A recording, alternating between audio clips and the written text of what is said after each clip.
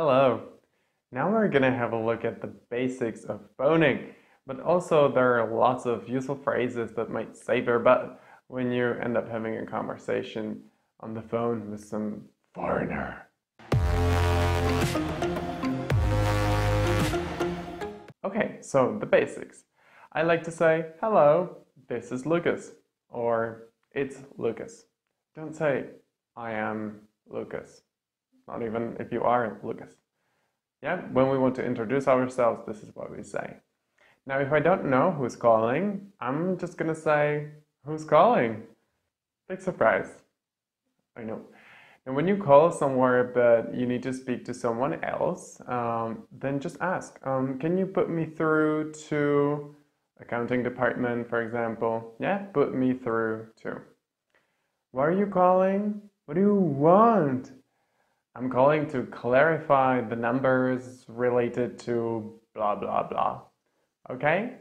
Now, the most people prefer email than phone conversations because they're not quite sure about their English. Like, why not? So you can just say, can you put that in an email for me, please? Or pop it in an email, please, will you?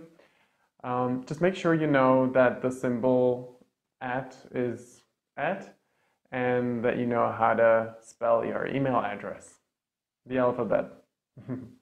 Now maybe if you don't have the time, you can say, I'll call you back in 10 minutes. Maybe they'll ask you, okay, so when is a good time to call? Yeah, and you can reply something like 3 p.m. should work for me. I remember quite distinctly that when I was beginning with English, I thought it was rather uncomfortable to speak on the phone with foreigners. So I like to check that I got it right.